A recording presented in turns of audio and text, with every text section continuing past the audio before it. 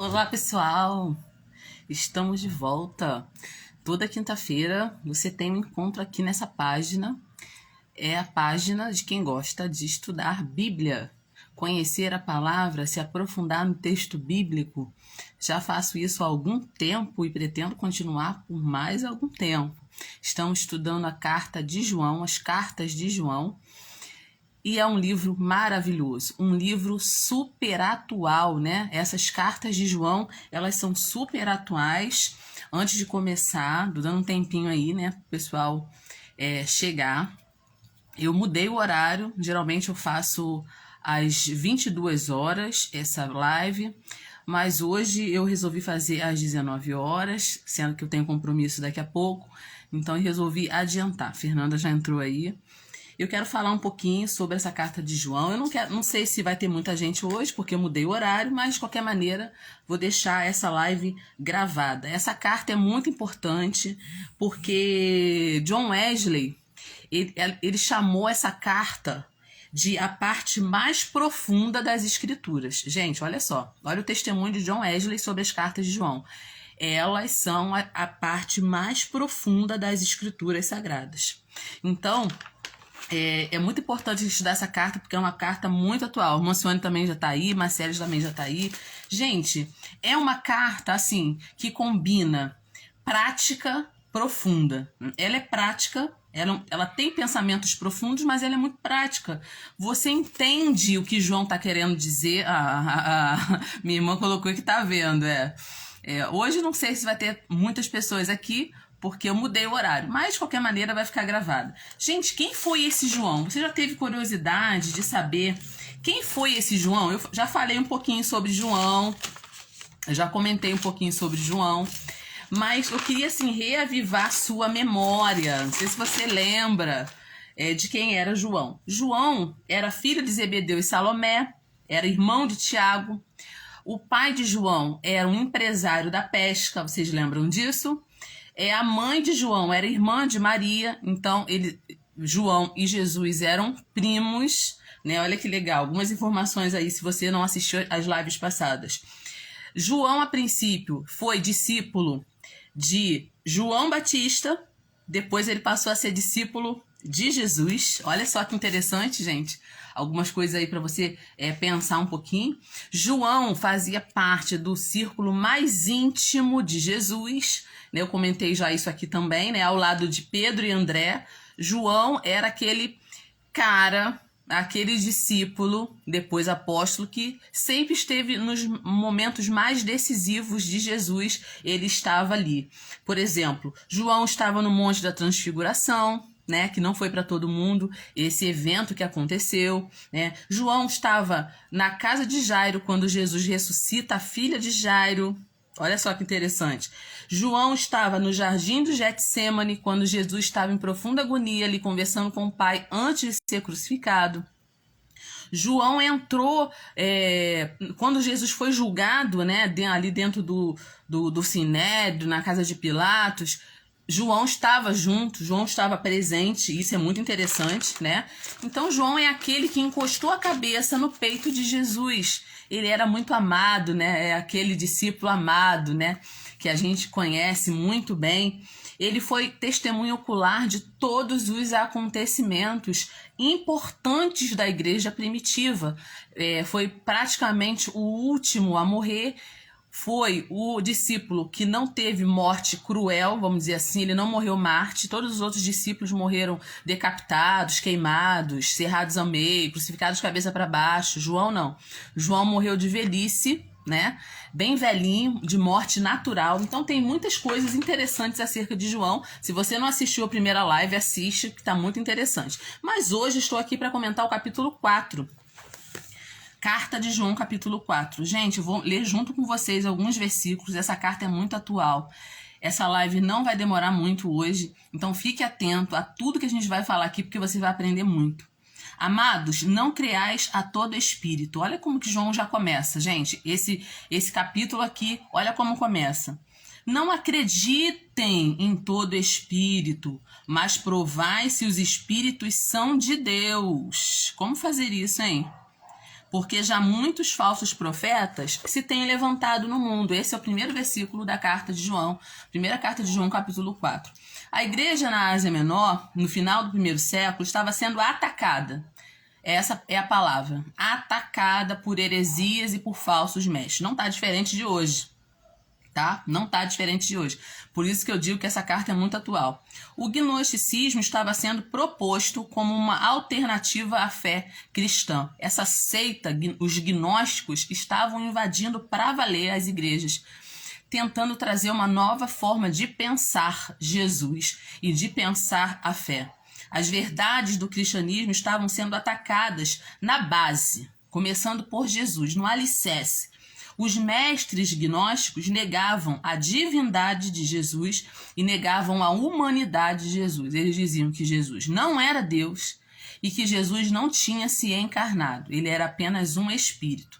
Está notando alguma semelhança aí com algumas religiões que você já ouviu falar, que você conhece? Gente, essa carta é muito atual. Então, resumindo, os gnósticos pregavam um falso Cristo, um falso evangelho, uma falsa fé e um falso amor. Eles pregavam 4 coisas totalmente contrárias à nossa fé, a fé cristã. Então eles pregavam um falso Cristo, um falso evangelho, uma falsa fé e um falso amor. E é nesse contexto que João exorta a igreja para não dar crédito a qualquer espírito. Fique atento, né? Ele chamava as suas ovelhas de filhinhos, meus filhinhos. Ele usava muito essa expressão, filhinhos. Não des crédito a qualquer espírito, mas provai os espíritos, provai se os espíritos são de Deus, porque já muitos profetas se têm levantado no mundo. Então, João aqui, ele fala assim, olha, presta atenção, vocês não podem ter uma fé ingênua. Olha o que João está dizendo. Vocês não podem ser crentes que acreditam em tudo. Vocês precisam provar os espíritos para ver se de fato esses espíritos procedem de Deus.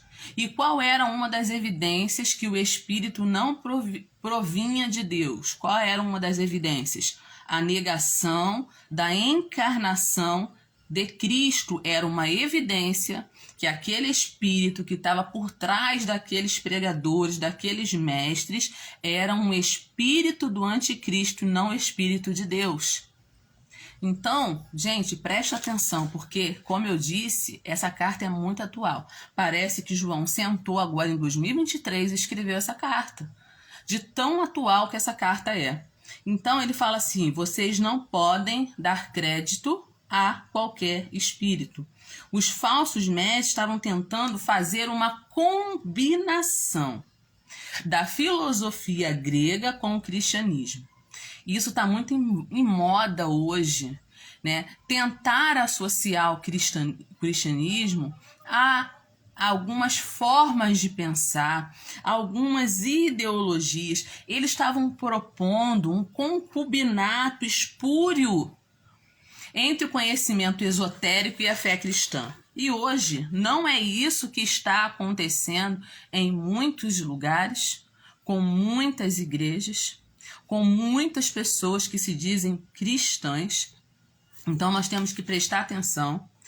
João está dando um alerta aqui, não sou eu que estou dando esse alerta, estou estudando a carta de João com você, para que você também fique alerta, que a heresia, ela nem sempre ela vai vir negando a verdade totalmente, tá? A heresia, ela é perigosa por isso.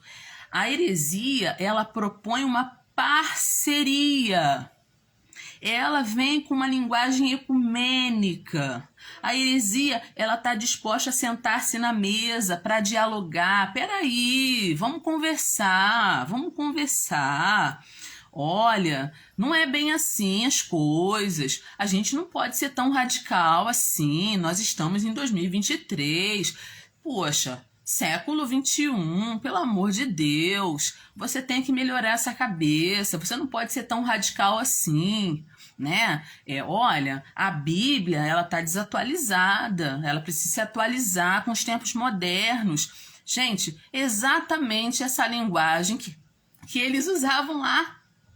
E João, ele se levanta, o apóstolo João, ele se levanta para alertar os cristãos sobre o que estava acontecendo. A igreja do Senhor Jesus não pode ser crédula. Ela não pode sair acreditando em toda e qualquer pessoa que fala que é de Deus, que está falando em nome de Deus. Se a pessoa não vem trazer o evangelho integral, sendo que Jesus é a base desse evangelho, uma doutrina misturada com filosofias, com falsos ensinamentos, com ideologias circulantes por aí, né? Que é misturar o cristianismo com esoterismo. Gente, preste atenção, isso não é evangelho. Isso pode ser qualquer coisa, mas não é evangelho. A base do evangelho, você precisa estar bem firmada nisso.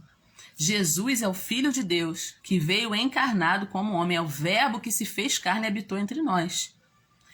A religião que nega a humanidade e a divindade de Jesus, ela não pode ser acreditada. E é isso que João está falando aqui. Então, quando João fala assim, provai os espíritos, é essa questão do ensinamento mesmo. Provai os espíritos. Você tem que provar o espírito que está por trás daquela fala. O espírito que está por trás daquele ensinamento. Gente, eu sou uma pessoa que eu não acredito em qualquer pessoa. Pode ser o mais renomado do mundo. Se vai para o púlpito da igreja pregar uma coisa que eu sei que não está na Bíblia, eu não aceito. Claro que não é todo mundo que você vê pregar que você vai poder discutir com a pessoa. Não, isso que tu tá falando aí tá errado. Não tem como. Quando dá para você falar alguma coisa, né? Você fala. Mas nós não podemos aceitar. Se eu tiver a oportunidade de refazer, de rebater aquilo ali, eu vou fazer. Porque a heresia, ela vem montada nos lombos da tolerância. Quanto mais você tolera a coisa errada, mais a heresia vai entrando e vai minando a nossa fé, vai minando os conceitos básicos que nós temos da palavra de Deus. Então, provar significa, é igual aquele metalúrgico que testa a integridade do metal, você já viu? Ele passa, né, o ferro, o metal, pelo fogo. Então, nós temos que ser esse metalúrgico que vai testar a mensagem apostólica, aquela mensagem com a mensagem apostólica, para saber qual é o espírito que está por trás dela. Então, é por isso que essas cartas foram escritas. Gente, as cartas, todo o livro, a Bíblia fala que, a própria palavra fala sobre ela, que toda escritura divinamente inspirada, ela é apta para redarguir, para ensinar, para corrigir. Não é partes da Bíblia, é toda a Bíblia. Então, se a carta de João foi escrita com a finalidade de alertar os crentes da época contra os gnósticos que estavam entrando na igreja, querendo trazer contaminação para a igreja, hoje nós precisamos ficar atento a isso também.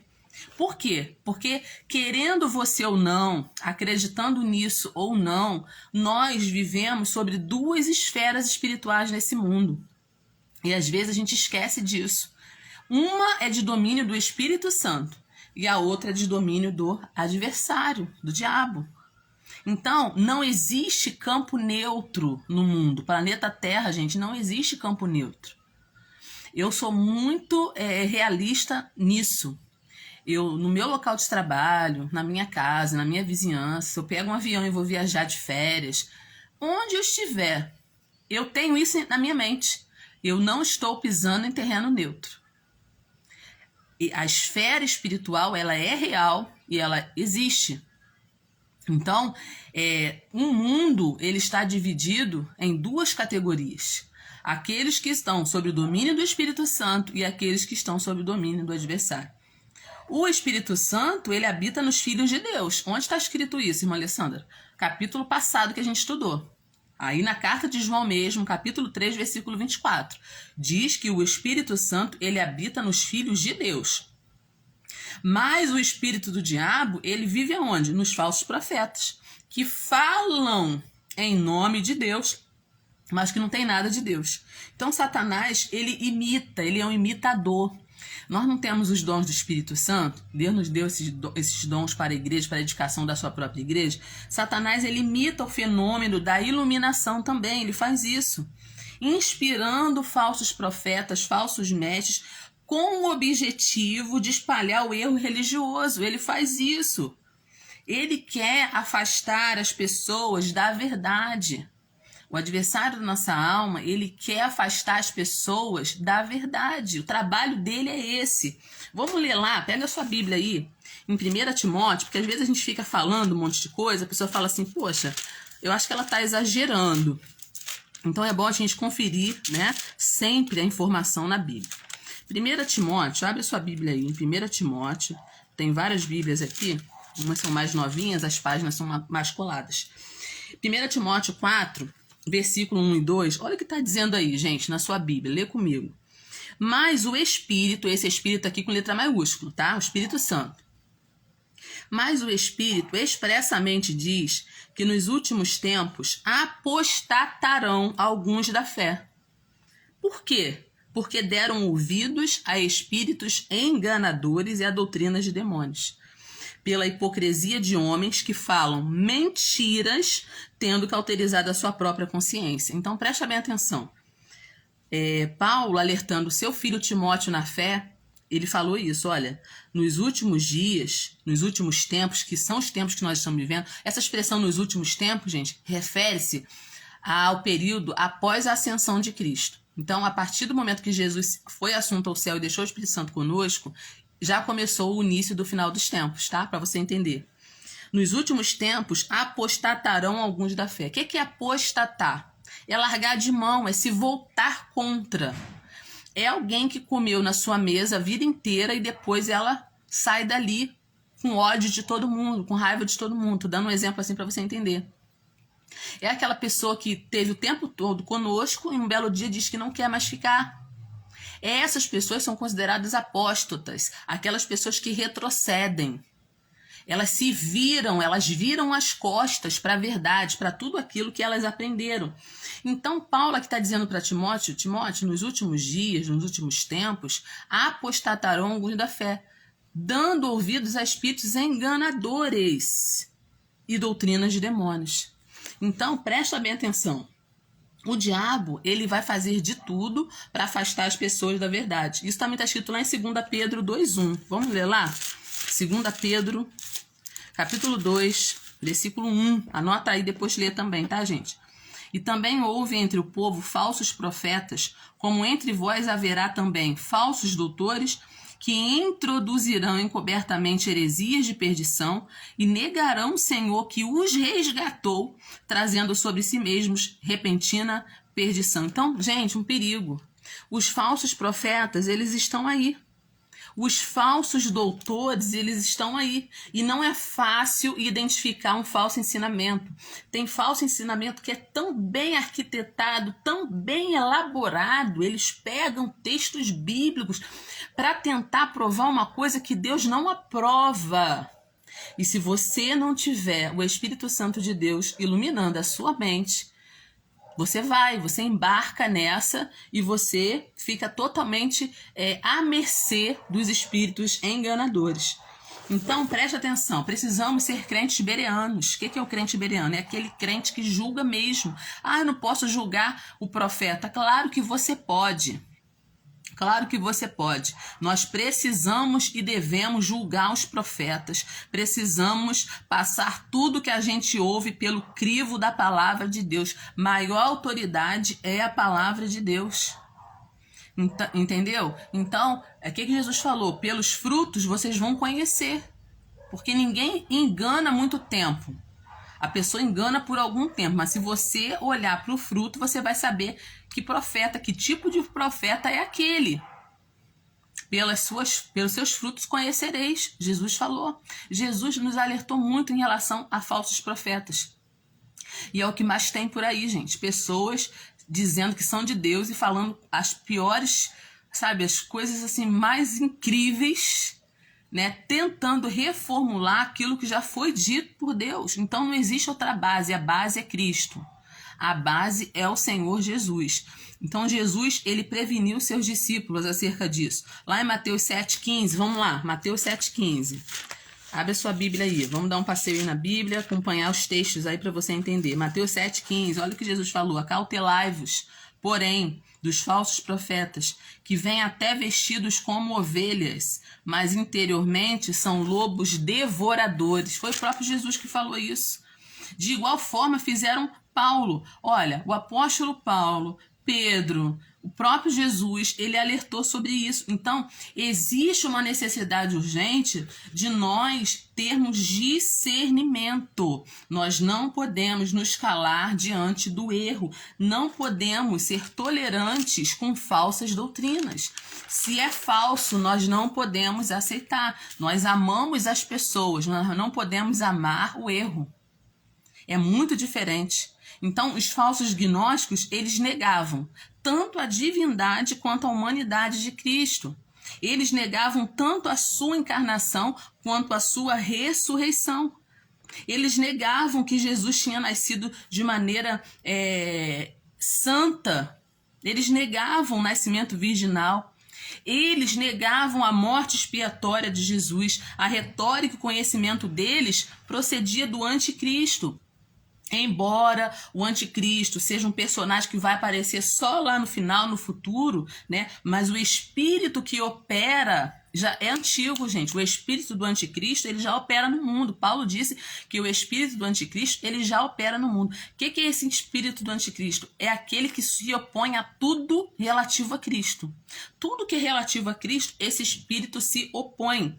Então, nós temos que ficar atentos à origem. A origem das coisas. Hoje as pessoas não estão mais ligadas nisso. Elas veem um negócio bonitinho, elas acham que são de Deus. Elas veem alguém falando em nome de Deus, elas acham que é Deus. Vai ver a origem daquilo, vai ver a raiz daquilo, vai ver a origem. Tem uma passagem na Bíblia, eu não anotei aqui, mas eu lembrei dela agora. Quando Paulo chega numa cidade, tem lá uma menina que tem espírito de adivinhação. E ela dava muito lucro para as pessoas que eram responsáveis por ela ali. Ela dava muito lucro para aquelas pessoas porque ela adivinhava, né, gente? As pessoas ainda têm essa curiosidade, né, sobre o que vai acontecer no futuro, e ela adivinhava pelo espírito maligno que tinha na vida dela. E aí, quando ela vê Paulo, né, e os servos ali de Paulo, os amigos de Paulo ali pregando, olha o que ela fala. Ela fala assim: esses homens que vos anunciam a salvação são servos do Deus Altíssimo. Esses homens que vos anunciam a salvação são servos do Deus Altíssimo. Ela falava isso direto, quando olhava para eles. Ela estava mentindo? Ela estava falando mentira? Não. Realmente eles eram servos do Deus Altíssimo. Mas preste atenção. A mensagem que ela estava falando era verdadeira. Era verdade. Realmente, Paulo e seus companheiros estavam ali pregando a palavra. Mas a origem era demoníaca. Quem estava falando aquilo? Era alguém de Deus? Não. Era alguém que estava sendo usada pelo adversário. Então, preste atenção na origem. Presta atenção na origem. Você tem que prestar atenção na origem. Não é na palavrinha bonita que você ouve. É na origem. Presta atenção na origem. Aí o que Paulo falou para ela? Expulsou aquele demônio da vida daquela menina. Expulsou. E ela parou de adivinhar. E os donos daquela menina, vamos dizer assim, que ganhavam dinheiro com ela, ficaram revoltados com Paulo. Né? Tentaram, né, tirar Paulo da cidade. Depois você lê essa história. Mas essa história ficou escrita no texto bíblico para você entender que nem toda pessoa que está falando em nome de Deus é de Deus. Você precisa provar a origem daquilo ali. Então, eu sou uma pessoa que sempre gostou de ver a origem. Ah, que hino bonito. Quem escreveu? Quem foi a pessoa que escreveu? Quem é o compositor dessa música, dessa letra? Preste atenção. Se você prestar atenção nisso, você não será enganado. Isso se chama discernimento. Você precisa ter discernimento das coisas. Porque muitas vezes a gente abre a nossa casa para coisas que não são de Deus. Está falando de Deus, mas a origem não é Deus. E nós temos que estar ligados nisso. E aí, olha só, João faz uma distinção entre o conhecimento e a confissão. Não basta você saber que Jesus Cristo vem em carne. É preciso confessar essa bendita verdade. Saber que Jesus é o Filho de Deus, muita gente sabe. Agora, será que a pessoa confessou Jesus na sua vida? Ela confessou Jesus na sua vida? Que existe uma diferença muito grande, né? Existe muitos lugares aí que tá aí, ó, na porta, né? No letreiro, uma religião, uma crença totalmente contrária à fé, e tá lá Jesus no meio. E Jesus não tá ali. Jesus não tá ali. Porque o que se faz ali não agrada a Deus. Mas Jesus está lá. Então, muita gente anda com um cordãozinho, crucifixo, mas não tem nada de Deus. A vida totalmente irregular, fazendo um monte de coisa errada, um monte de coisa que desagrada a Deus, e tá lá com um cordãozinho, crucifixo. Tem um leão tatuado aqui, ó, mas o leão não tá trabalhando na vida dele. Ele faz o que ele quer, o que dá na telha. Então, a gente tem que ficar muito esperto quanto a essas coisas, gente, porque nós estamos vivendo nos últimos tempos.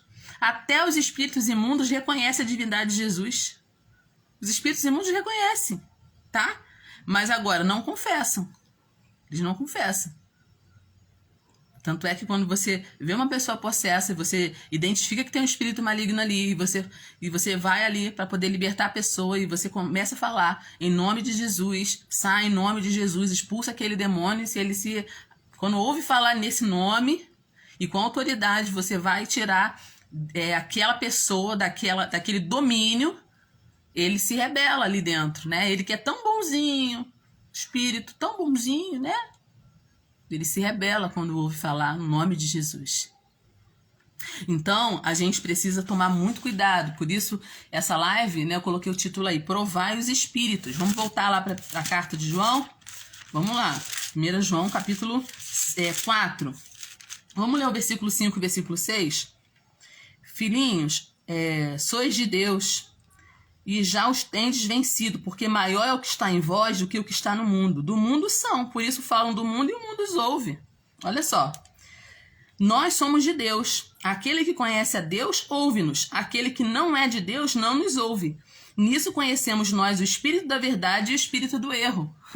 Olha só, tá bem claro aqui, gente. João é muito prático, né? Ele fala as coisas assim, muito, muito prático. Os falsos profetas, eles procedem do mundo. E os verdadeiros crentes procedem de Deus. O mundo vai ouvir quem? Os falsos profetas. Claro. Porque são do mundo. Eles vão ouvir aquilo que agrada aos ouvidos deles. Enquanto os verdadeiros cristãos ouvem o ensinamento dos apóstolos, que está escrito na palavra. Então, quem é de Deus, ouve a palavra de Deus. Quem não é, quem está na mentira, não vai querer ouvir a verdade. Ela vai querer continuar na mentira. Então, quem está na verdade, ouve o testemunho da verdade. Está escrito lá em João 18, versículo 37. Então, o mundo é governado pelo espírito do erro. Grava isso. Grava isso. O mundo é governado pelo espírito do erro e não pelo espírito da verdade. Então, é o erro que governa o mundo. É a mentira que governa o mundo. Não é a verdade. Infelizmente, essa é a realidade, tá? Vamos continuar? Versículo 7 ao versículo 12. Vamos lá. Amados, amemo-nos uns aos outros, porque o amor é de Deus. E qualquer que ama é nascido de Deus e conhece a Deus. Aquele que não ama não conhece a Deus, porque Deus é amor. Olha só, nisto se manifestou o amor de Deus para conosco. Deus enviou seu Filho unigênito ao mundo para que por ele vivamos. Nisto está o amor. Não em quem tenhamos amado a Deus, mas em que ele nos amou a nós e enviou seu Filho para propiciação pelos nossos pecados. Amados, se Deus assim nos amou, também nós devemos amar uns aos outros. Ninguém jamais viu a Deus. E se nós amamos uns aos outros, Deus está em nós. E em nós é perfeito esse amor. Falar em amor é muito fácil, mas é muito difícil também ao mesmo tempo. Por quê? Aqui o João está falando o seguinte: Deus é amor. Deus é amor. Deus amou-nos em Cristo. Deus nos amou em Cristo. Deus continua nos amando hoje, por intermédio de Cristo. Então, hoje, muitas pessoas, elas, em nome desse amor, elas dizem assim: poxa, mas Deus não vai julgar essa pessoa não, porque Deus é amor. Ah, Deus não vai ter coragem de lançar ninguém no inferno, porque Deus é amor. Gente, nós precisamos entender, como João está dizendo aqui, o amor de Deus foi tão grande que ele abriu mão do seu filho. Olha só, ele viu que nós estávamos irremediavelmente perdidos. E ele amou tanto que a coisa que poderia nos salvar era o sangue de um justo derramado. Sacrifício perfeito. Nenhum homem poderia fazer isso, porque todo homem é pecador. Deus envia o seu próprio filho. Quer maior amor do que esse? O que Deus podia fazer para nos resgatar, ele nos fez. Ele nos deu o seu filho. Então preste atenção, quando você não aceita esse amor, você está rejeitando o amor de Deus. E Deus é cavaleiro. Deus é cavaleiro. Nós estávamos afastados. Por nossa conta, não conseguiríamos. Se existisse um meio de um homem se salvar sozinho, Jesus não teria morrido. Então, eu não acredito em nenhuma religião que o homem consiga se salvar sozinho. Isso não existe. Desculpa falar isso, mas é o que está na Bíblia, é verdade. Se algum homem pudesse salvar sozinho, Jesus não teria vindo. Agora, eu me admiro muito quando as pessoas falam assim: ah, eu posso continuar pecando porque Deus é amor. Não, gente. A medida do amor de Deus é a mesma medida da sua justiça. Ele é justo. Então, o meio de nós nos salvarmos é Cristo. Se você rejeita o amor de Deus através do seu Filho Jesus, você está perdido, porque é o único que pode nos salvar. Ele mesmo disse isso: ninguém vem ao Pai a não ser por mim. Eu sou o caminho, eu sou a verdade, eu sou a vida. Ninguém vem ao Pai a não ser por mim. Não existe nenhuma pessoa no mundo, nem viva nem morta, que chegou diante de Deus e foi rejeitado. Escreve isso, anota isso. Não existe no mundo, no planeta Terra, nem no mundo dos vivos, nós que ainda estamos vivos aqui, nem no mundo dos mortos, que chegou diante de Deus arrependido e recebeu um não como resposta. Todos que queiram receber o amor de Deus, Jesus já pagou o preço. Agora, nem todos querem esse amor. Então, é muito perigoso essa fala de dizer que Deus é amor e que ele não vai julgar ninguém. Você imagine falar uma coisa dessas? São pessoas que não conhecem a palavra de Deus. O próprio João, lá em Romanos, lá em Hebreus fala muito isso, né? Em Hebreus capítulo 12, o último versículo fala, quase no último versículo fala que Deus também é fogo consumidor. Esse fogo consumidor é capaz de queimar todo pecado e nos levar purificados diante de Deus. Mas se você não aceita esse amor, infelizmente, não existe remédio para alguém que rejeita o amor de Deus, que é o maior amor. Então, João está falando agora sobre amor, porque amor é a marca de um cristão. Aqui há um imperativo. Amados, amemo-nos uns aos outros, porque o amor é de Deus. E aquele que ama é nascido de Deus e conhece a Deus. Então existe um imperativo aqui, existe uma ordem. Amai-vos, é uma ordem, gente. Amai-vos uns aos outros. Então, o amor fraternal, ele não é uma opção, é uma ordem expressa. Ele é um imperativo absoluto. Por quê? Porque se nós somos filhos de Deus, temos que amar. Porque se o nosso Deus é amor, nós temos que amar também. Deus é a fonte de todo amor. De onde vem o amor? De Deus. Todo aquele que ama é nascido de Deus e conhece a Deus. Agora, aquele que não ama não conhece a Deus, porque Deus é amor. Então, uma coisa está atrelada à outra. Deus é a fonte, a origem do amor, e todo amor deriva dele. O mesmo Deus que é luz e fogo também é amor. Então, longe de fechar os olhos para o pecado, Deus não fechou os olhos para o pecado. Preste atenção, tá? Ele não ignorou o pecado. Deus providenciou um modo de expor o pecado, porque ele é luz, e de consumir esse pecado, porque ele é fogo consumidor, sem destruir o pecador, mas ao contrário, salvando esse pecador pela graça. Isso é graça. Isso é graça. A nossa salvação não custou nada para mim e para você, mas custou muito para Deus. Custou o seu filho. Custou a vida do seu filho morrendo naquela cruz. Ele não pôde permanecer morto, porque a alma que pecar, essa morrerá. E Jesus nunca pecou. Ele se entregou voluntariamente, mas ele não podia ficar morto, porque o pecado não tem domínio sobre aquele que é santo. Então presta bem atenção. Essa palavra graça, ela está banalizada hoje. Nós estamos num tempo tão difícil, tão trabalhoso, que as pessoas estão pregando aí, pregadores renomados, tá? Fique esperto. A hipergraça. Eu posso fazer tudo. Eu posso errar, eu posso pecar, eu posso adulterar, eu posso fornicar, eu posso beber, eu posso fumar, eu posso cheirar, eu posso roubar. Eu posso enganar, porque a graça me salva. Que graça é essa? Eu queria saber. Não é a graça que está expressa aqui na palavra de Deus. Porque essa graça aqui, ela custou um preço. E quem é filho de Deus não anda no pecado. Quem é filho de Deus não anda no pecado. Então, presta bem atenção. João está falando aqui sobre esse amor. O amor de Deus e o amor que nós devemos ter também como filhos de Deus. A pessoa que é nascida de Deus é uma janela por meio da qual o amor de Deus brilha para o mundo. Como as pessoas no mundo vão saber que Deus é amor? Através de nós. Porque nós somos filhos de Deus e nós expressamos o amor de Deus. E as pessoas conhecem o amor de Deus através de nós. Deus manifestou o seu amor através de nós.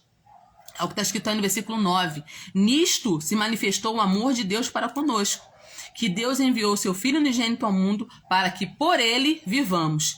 Nisso está o amor, não em que nós temos amado a Deus, mas que ele nos amou e enviou seu Filho para a propiciação pelos nossos pecados. Então, o amor de Deus em nós e por nós não foi proclamado apenas de língua, de palavras. Ah, eu te amo. Tem muita gente que diz, eu te amo, mas fica só nisso aqui, ó. Não, o amor de Deus, ele foi sacrificial. O amor de Deus, ele foi uma dádiva, foi um presente, é o que eu falei. Essa graça que nós temos custou. Para nós não custou nada, foi de graça.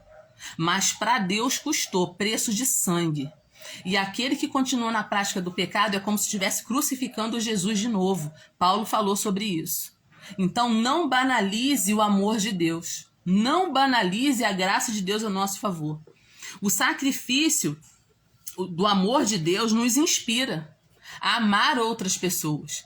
Quando a gente olha para Deus e vê o quanto Ele nos amou, a ponto de entregar o seu Filho para salvar nossa alma, porque não existia outro meio. Jesus, lá no Jardim de Getsêmani, ele faz essa oração: Senhor, Pai, se possível, passa de mim esse cálice.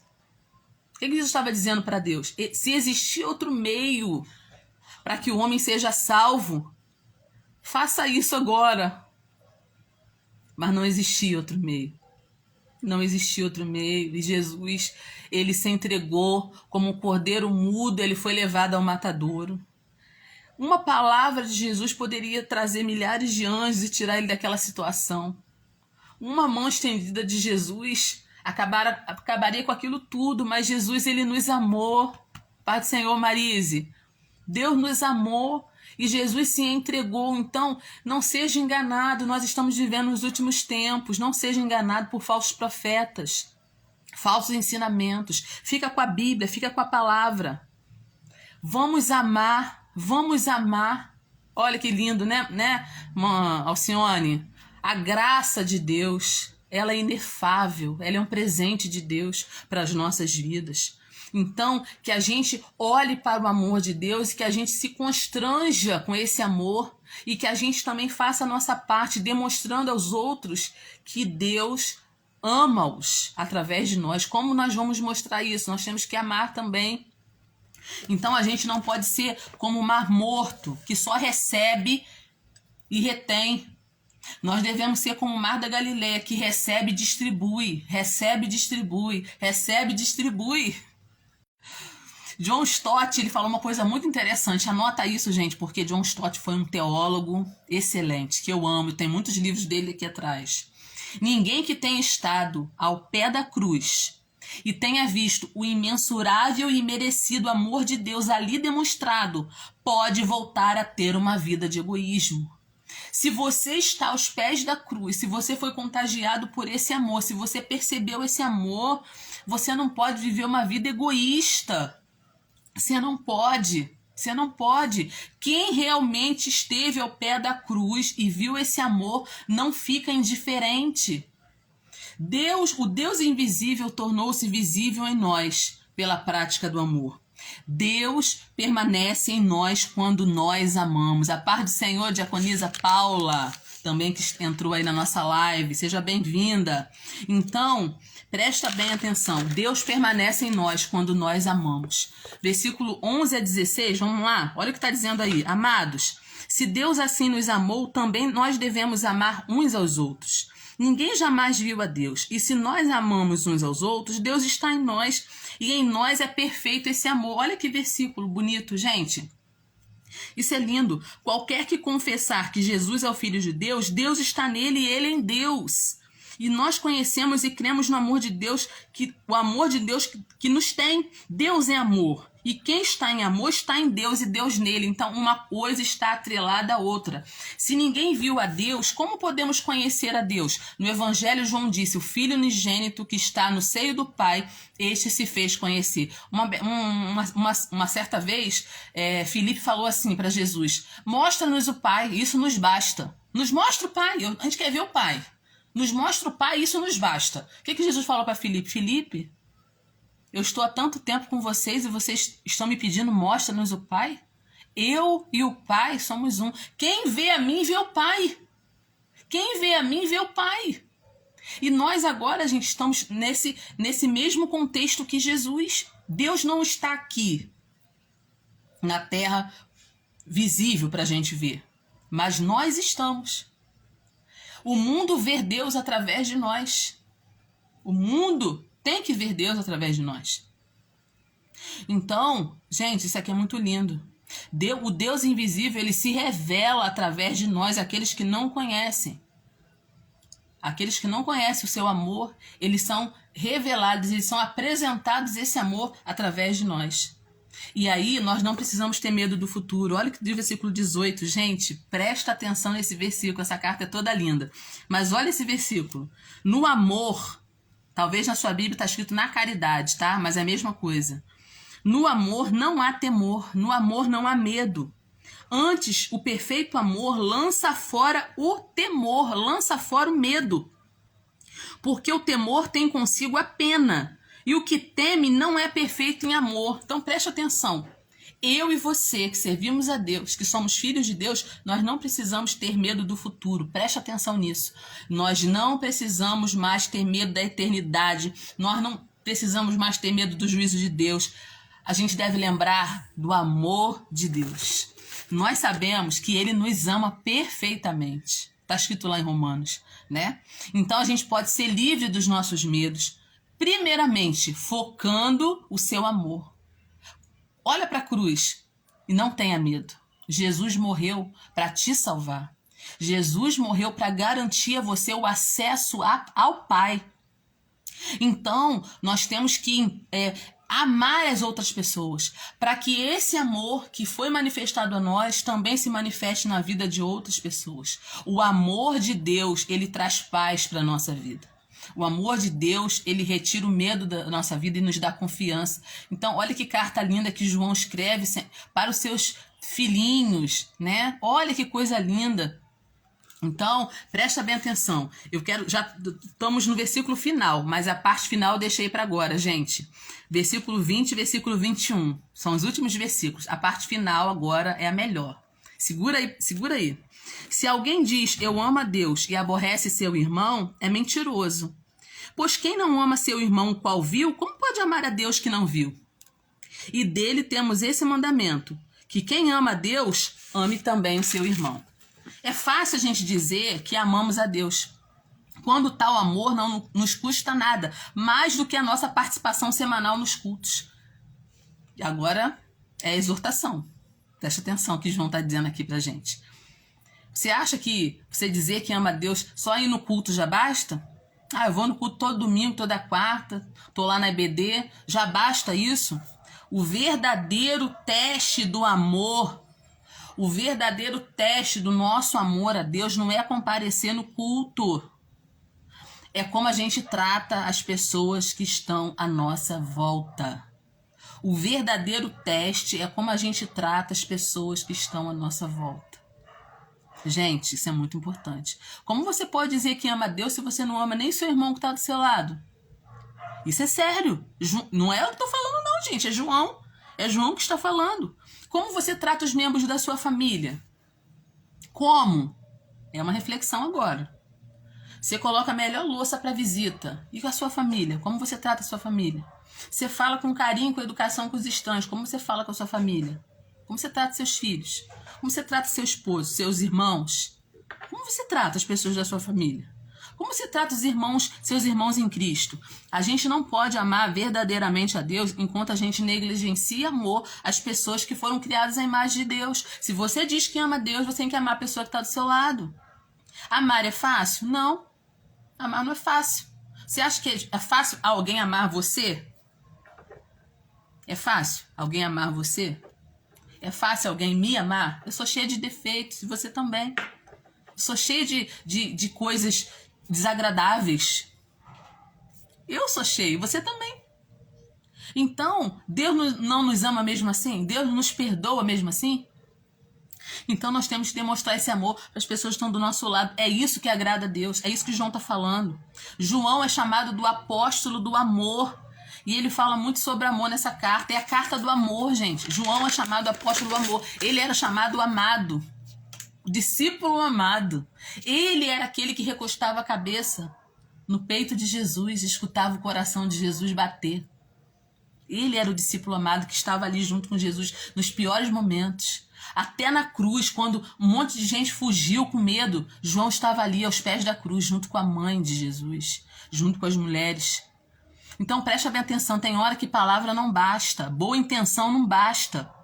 Deus conta conosco. O mundo está sofrendo, gente. E essa dor não vai cessar, a não ser que cheguemos à raiz dos problemas que atormentam as pessoas e a sociedade. Você sabe qual é a raiz desse problema? Egoísmo. As pessoas estão cada vez mais egoístas, pensando somente nelas. Mas nós somos diferentes, porque nós somos filhos de Deus. O egoísmo é a fonte de todos os pecados desse mundo. É pelo egoísmo que eu tiro a vida do meu semelhante. É pelo egoísmo que eu ludibrio, eu engano, eu minto, eu roubo.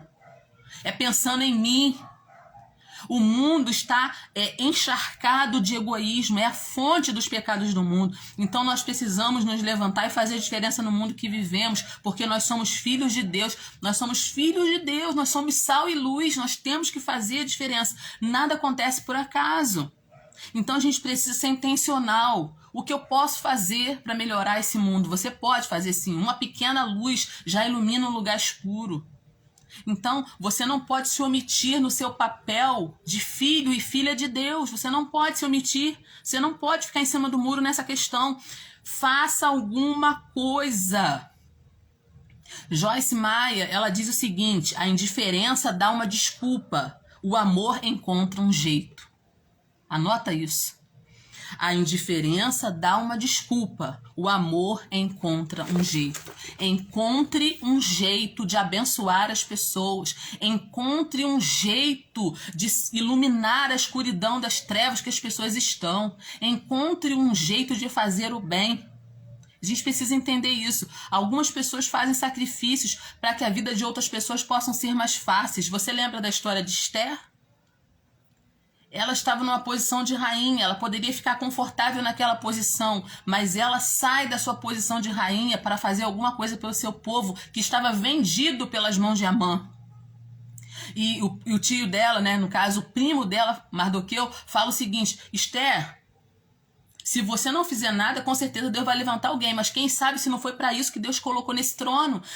Quem sabe se não foi para isso que Deus te colocou nessa posição? Então, use a sua posição para fazer o bem. Tem gente que usa a posição para humilhar as pessoas. Tem gente que usa a sua posição para rebaixar as outras pessoas. Não, use a sua posição para abençoar outras pessoas. Deus conta conosco. Deus nos chamou para isso. Então, o propósito da nossa vida nem sempre é fácil. Não é fácil viver por propósito, gente. Soldados morrem para que os civis possam ficar em paz em casa, em segurança em casa. Os pais e as mães vão trabalhar todo dia para que as suas famílias possam ter vidas boas. E as mães passam pela dor do parto para trazer outra vida ao mundo, então nada é fácil. Quando tem propósito envolvido, nada é fácil. Parece óbvio que alguém tem que sofrer a dor da inconveniência para que outra pessoa ganhe alguma coisa. Isso é amor. Isso é amor. Então, a gente vai ter que fazer coisas que às vezes a gente não gosta, que a gente não gostaria de fazer para andar em amor. Esse é o desafio, esse é o grande desafio. João disse, filhinhos, amai-vos uns aos outros. Isso é uma ordem imperativa de Deus, você precisa amar. Às vezes você vai ter que tolerar alguém que a gente queria ter longe, mas em nome do amor, a gente vai ter que passar por cima disso. Às vezes nós vamos ter que ficar em lugares que a gente não gostaria de ficar, porque ali nós somos luz naquele lugar, a única fonte de luz que tem. Aí Deus fala assim, não, eu conto com você. Eu sei que não é fácil ficar nesse local de trabalho, não é fácil ficar nesse setor, mas eu preciso de você ali, porque ali tem pessoas que precisam que o meu amor se manifesta a elas e você que vai fazer isso. Então não é fácil, gente. Às vezes nós vamos ter que sair de alguns lugares até confortáveis, porque aquele ambiente está trazendo prejuízo para a nossa vida. Então, deixa eu deixar uma frase para você de Joyce Meyer, desse livro aqui, ó, que é a dica. A Rosemary colocou, viver com Cristo é renunciar todos os dias. É verdade, é verdade. Então, eu quero deixar uma frase desse livro da Joyce Meyer que se chama A Revolução do Amor. É a dica que eu tenho para você hoje, tá? Sabe o que a Joyce Meyer fala nesse livro? Se você tomar a decisão de não se importar com a inconveniência ou com as interrupções, Deus vai poder usá-lo. Agora, se você continuar viciado no seu próprio conforto, no seu próprio umbigo, Deus vai ter que trazer outra pessoa. Deus vai deixar você de lado e Deus vai levantar outra pessoa. Deus vai convocar outra pessoa que tem estômago forte para suportar as coisas que Deus quer fazer. Então, gente, preste bem atenção, isso é muito forte, isso é muito forte. A diaconisa Paula colocou aí, é forte, e é muito forte mesmo. Se a gente tomar a decisão de não se importar com a inconveniência, com as interrupções, Deus vai poder usar a mim e a você. Então, preste atenção. Agora, se você quiser ficar viciado no seu conforto, não, tá bem aqui, não quero sair daqui, não, você nunca vai fazer diferença no mundo, você nunca vai ser usado por Deus para algumas coisas, porque Deus vai saber que não vai poder contar com você. Então o que Deus vai fazer? Deus vai levantar outra pessoa. Sinto muito, a obra de Deus, ela não para, tá? A Rosemary colocou aí, bom é saber que o Senhor nos ama com um amor incondicional. Glória a Deus. E a gente não pode perder isso de vista, Mary. A gente não pode perder isso de vista. Deus me amou, Deus me ama. Como eu posso manifestar esse amor para as outras pessoas? Eu preciso fazer alguma coisa para que esse amor também chegue a outras pessoas. E isso é amar. Então, a indiferença arruma uma desculpa, mas o amor acha um meio. O amor acha um jeito. Isso eu aprendi. Não é fácil amar. Algumas pessoas são tão difíceis de amar, né, gente? Você sabe disso. Talvez seja até eu e você. Mas nós precisamos amar. Nós precisamos amar. É isso que João está dizendo aqui nessa carta. E eu aprendi uma coisa muito importante. É um segredo. Eu comentei isso com uma pessoa essa semana. Fiz um gabinete mais ou menos assim com uma pessoa essa semana. E eu contei um dos segredos da minha vida para ela. Era uma mulher, né? Eu falei para ela assim, olha, é uma coisa que eu aprendi. Use os recursos que você tem para ser uma bênção para as pessoas. E os seus recursos jamais se esgotarão.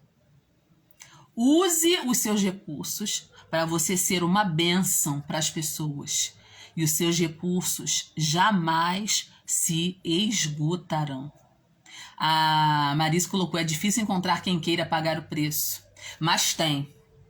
tem. Você, eu, nós estamos dispostas a viver o nosso propósito e a demonstrar esse amor para as pessoas, mesmo que seja difícil. Nós não vamos abandonar o nosso propósito, o nosso chamado para amar. Então, assim, dizem que se conselho fosse bom, a gente vendia, né? Não dava de graça. Mas eu disse isso para essa pessoa essa semana. O segredo para não faltar nada para mim foi esse. Eu uso os meus recursos para ser uma bênção para as pessoas. E Deus, que sabe que é de verdade o que eu faço, Ele não deixa os meus recursos se esgotarem. Isso é segredo, gente, que eu tô passando aqui para vocês. Porque Deus sabe que Ele vai me dar e que eu vou abençoar outras pessoas. Ele sabe disso. Então Ele não vai deixar faltar recurso pro meu propósito. Ele não vai deixar. Então, às vezes eu mesmo fico maravilhada de como o Senhor, Ele supre as minhas necessidades, Ele me abençoa de uma maneira tão especial, porque a bênção não é só moeda, não é só dinheiro, é todo favor que circula na sua vida. Todo favor que circula na sua vida, gente. Isso é bênção de Deus. Então, eu já fui comer nos lugares mais maravilhosos do mundo sem pagar R$1. Sabe o que é isso? Favor de Deus.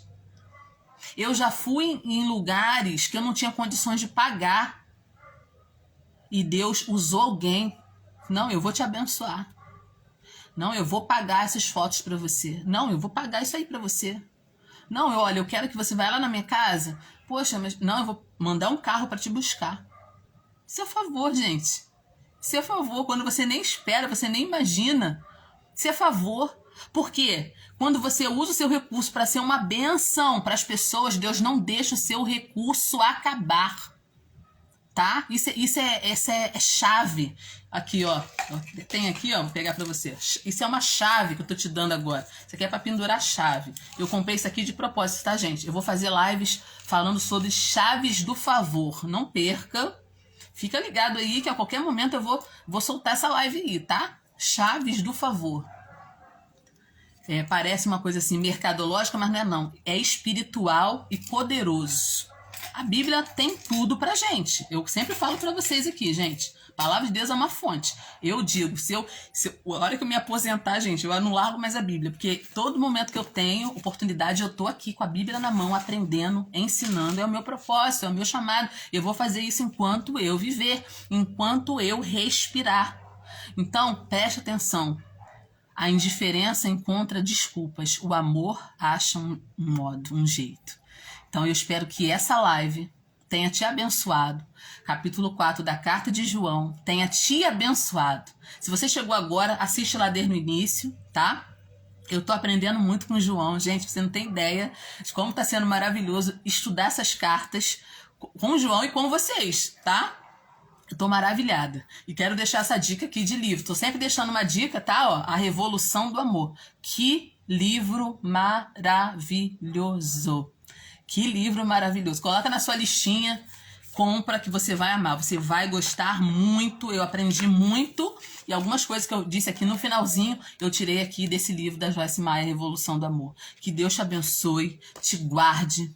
Honre a tua fé, honre o teu propósito de aprender a palavra de Deus. Quero agradecer por todo mundo que tá aqui. Eu mudei o horário da live, tá, gente?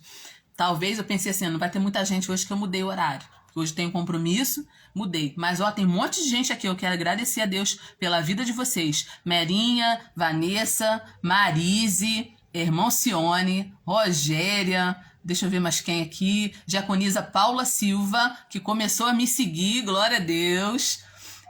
Deixa eu ver mais quem aqui. Pessoal, deixa eu ler aqui, gente. Tem minha irmã entrou aí logo no início, né? A Laice entrou também. Deixa eu ver mais quem. Tem gente aberta. Conceição, Matheus, Lorena, Mônica. Muita gente aqui com a gente. Quero te agradecer por estar aqui me prestigiando, aprendendo comigo, me ensinando através da sua participação. E vamos lá, gente. 2023 é o ano da bênção, é o ano do conhecimento. Os judeus, eles estão dizendo, né, que esse ano é o ano da boca. Gente, que coisa forte, hein? Que coisa forte. Tem respaldo bíblico? Tem, claro que tem. Você que me acompanha aqui, você sabe, de vez em quando eu solto uns vídeos aí. Daqui a pouco eu vou soltar vídeo sobre o mês de fevereiro. O que esperar para o mês de fevereiro? Segundo o calendário bíblico, porque a gente tem que estar focado na palavra, tá? E esse ano é o ano da boca. Então preste atenção naquilo que você está falando, tá? Preste atenção, as palavras, elas já têm poder. Imagine quando você fala a palavra de Deus. Então pensa bem antes de falar, fale segundo a palavra de Deus. Nada de palavra de derrota na sua boca, mesmo que a situação esteja difícil, o Senhor vai me abençoar, o Senhor vai fazer. Estou passando por essa situação, mas Deus vai entrar com providência, não dá munição para o adversário fazer bagunça na tua vida, não. E continua aí, gente. Quem é novo aqui na minha página, por favor, me siga, convida outras pessoas, envia essa live para alguém. Eu tenho aqui muitos vídeos gravados, quem já me conhece aqui sabe.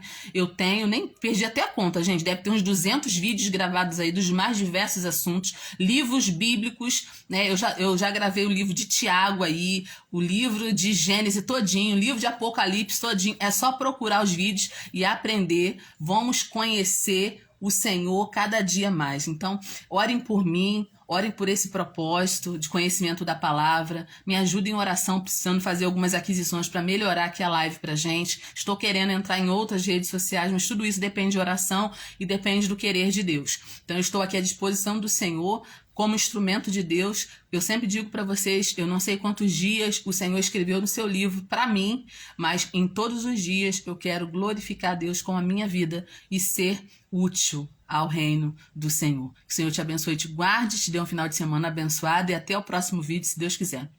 Beijo para todos!